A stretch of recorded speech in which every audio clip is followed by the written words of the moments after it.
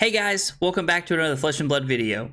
This video is proudly brought to you by the House of Cards, the official sponsor of my stream. Be sure to check out the link in the description below for all of your Flesh and Blood needs. If you've been playing KO for a while, you know that Ninja doesn't feel very good for you. Even with the help the Scowling Flush Bag gives you, it's still an uphill battle. Zen's ability to generate a 6-card hand plus a potential 7th with an arsenal off of their leg piece and their headpiece to search up a Chi and a Crouching Tiger gives them the ability to play around Scowling Flush Bag really well, which can make it really tough to determine when you want to give up your headpiece to try and get the most value. Now, I have seen games from the Zen deck where honestly it just kind of does nothing and it looks like a really bad Katsu deck.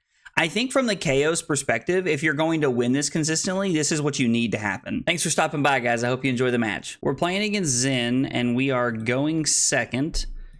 We're obviously just going to try and keep the Wild Ride here. I think we'll block. I think I'd rather block with Strength Rules all over Censor because the 3-card combo of being able to pitch a blue to play Wild Ride and then finish it up with a Censor is pretty strong. So I'm pretty interested in trying to keep that setup, but it looks like we're just going to have to block on turn 0 here. I'm completely okay with that. Keeping our life total at 40 is imperative. Trying to make sure that we are staying ahead is good for us. So let's lead on the Wild Ride here.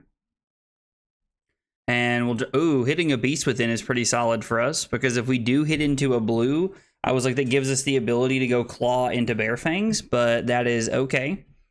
So we do hit a red, which is fine. Drawing and discarding the Beast Within is very lucky right there. That's a good step in the direction of us winning this game, because now I get to throw the Bear Fangs and hopefully arsenal the Pack Hunt, and we draw into a blue. Maybe there's a world where I'm just supposed to throw the Pack Hunt there and then arsenal the Bear Fangs. I'm going to pass on arsenaling the Smash Instinct. I know that a lot of people disagree with this play, but I do not want any bad blues in my arsenal. I would much rather just keep them in my hand. So, all right, so we're up 13 points, which is pretty good. I'm just going to take 3 here. Okay. I think I'll also, I don't know, we could just block 3 here, right? Like if we block with the Smash Instinct. Yeah, let's block the Smash Instinct here. There's no on-hit effect, but this is a pretty good block because the play pattern that I'm seeing off the top of my head is Kakara into Tiger, into something like a 0 for 4, like a Fluster Fist randomly. So this feels okay for us here to just take some damage. They're not running like Mask of Momentum or anything, so we don't need to be blocking. And then a blue 100 wins for 2 because of Shuko. Yeah, I'll go to 31. That's perfectly fine with me. And we're gonna play the Wild Ride, hoping that we keep our Censor and discard a 6 of something else variety so that we can create a new Might and then end the turn with our Censor, giving us a 12-point turn off of 3 cards, making our total 4-card hand for 15 points, which is a very good value. And then Censor gives us a lot of value here. If my opponent says no blocks, we probably just name Art of War. I have named Crouching Tiger a couple of times. The fact that they let this block, they let this hit, makes me think that we should just name Crouching Tiger. Normally when they let it hit, they do not have an Art of War, because if they have an Art of War, they're pretty quick to block because that's what they think I'm going to name. So I'm actually going to name Crouching Tiger and see if that shuts down their hand at all. Normally naming Crouching Tiger gets me at least 1 to 2 points worth of value. Okay, Ancestral Harmony hitting a Preserved Tradition is a major W. This is a 0 for 4 0 for 3 that has 0 text, because they cannot play the Crouching Tiger and it doesn't make one in their hand to make their hand promptly better. Creates one in their Banish Zone, which is even better for us. This is like this is just a head jab. This is also just a head jab. I mean, this is a 0 for 4 head jab, but still just a head jab. We're going to block with Sash here, just in case I want to use the Sash to really put myself ahead. In case that's what my hand looks like next turn. And then they're coming in with Kakara for 2. We fall down to 24. And then nothing happens here. I was like, they can't throw any of the tigers because of our censor name, so unless they have something crazy they want to play in Arsenal, we're in a really good spot. Keeping the pack hunt here. Okay. Would have rather have kept the swing big, but, you know, beggars can't be choosers and all that. So 6 go again from the claw here. And then we can just throw the pack hunt for 8 and Arsenal the next Bloodrush Bellow, really setting up...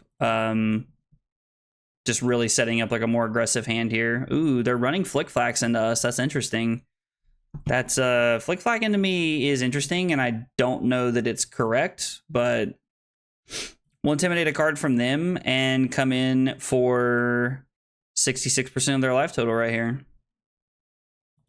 They give us 2 cards, just blocking it out because of the Flick Flag, and then we get to Arsenal another Bloodrush Bellow to go into next turn with, which is pretty good for us.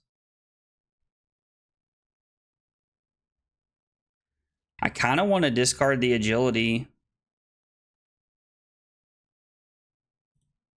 Like, I think it's correct to discard the agility to make the agility token here on their turn because we have a Bloodrush Bellow and we have 3 cards in hand.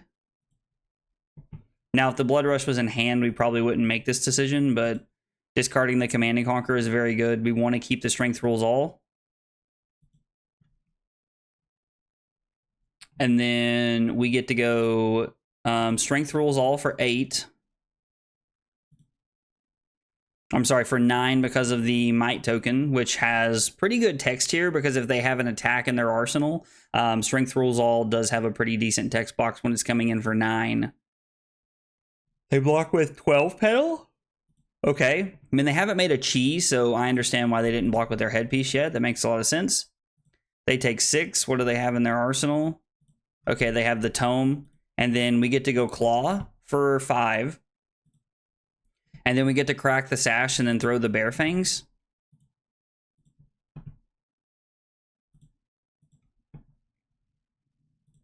And this is for 10 after our opponent's down to 1.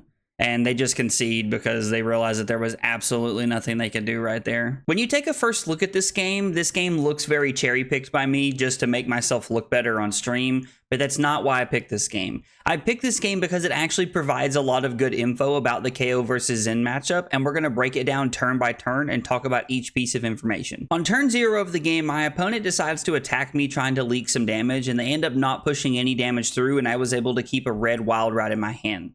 Go forward to my first turn of the game, and I'm actually able to throw the red Wild Ride with Go again, and then I throw the Bear Fangs. Here is the very first mistake that I made. What should have happened is I should have pitched the red Clash of Agility to come in with the red Pack Hunt. I would have missed out on 2 points of damage, but I guarantee myself the Bear Fangs in Arsenal, as opposed to keeping a blue in hand and then choosing to not Arsenal anything that turn. Looking at my opponent's next turn, it was nothing too spectacular. They end up putting me down to 31, and I block with 1 card from hand. Going into my turn, I'm actually able to keep 3 cards. I start with a red Wild Ride, creating a new Might token, and I keep the Censor in my hand, which allows me to end my turn with a Censor. My opponent decides to not block it, which tells me they probably don't have Artivore here. And then from there, I name Crouching Tiger, and we ended up getting a decent amount of value off of the Tigers going in the next turn. My opponent's next turn of the game is by far the most pivotal and definitely the point of the game where I took over and was winning the game from here. I was able to name Crouching Tiger off of my Censor from the following turn, and my opponent had 2 cards that either on hit or when they attacked created Crouching Tigers in their banish zone, which means they weren't even able to clear their arsenal and set one up in their arsenal. They physically had cards that said on hit or when this attacks basically do nothing. Also, their Ancestral Harmony missed at the beginning of their turn, which was a huge W for me. Off the back of my opponent's extremely weak turn, I was actually able to play Bloodrush, throw Claw for 6, and then throw Pack Hump for 8, and set up another Bloodrush for the next turn, looking for the kill shot. My opponent's next turn was just blocking out on my turn, and then they had 1 card in hand and they passed. They were clearly trying to set up their big combo turn where they could try to go as wide as they wanted to here. But the problem was that I had an Agile Windup in hand that I could use to make an agility on their turn. And then from there, actually still just go ham with the Bloodrush Bellow that was in my arsenal. I ended up closing the game out. My opponent wasn't really blocking. They could have dragged it out there, but they weren't blocking because they realized they were too low and I had too much equipment for them to actually get me when I had 24 life left that game. There are 2 things about this game that are extremely important to note. First being that Censor is an all-star against the ninja matchups. Typically you want to name Art of War with this card, but it's also very good against Zen to name Crouching Tigers. As you saw, we got at least 2 cards worth of value off of the Crouching Tiger name from Censor. The second point being that sometimes Zen is a do-nothing combo deck that doesn't really have a lot of raw damage on its own. Now, those games are few and far between because Zen is a very powerful ninja. But with that in mind, occasionally Zen's not able to cobble together a lot of points, and it's just a really weird ninja deck that chips away and can't really push over the finish line. Guys, if you see something you think I missed, let me know in the comments down below. I'd love to hear about it. If you enjoyed the video, be sure to like and subscribe for more content. Thanks for watching, and I'll see you next time. Take it easy, guys.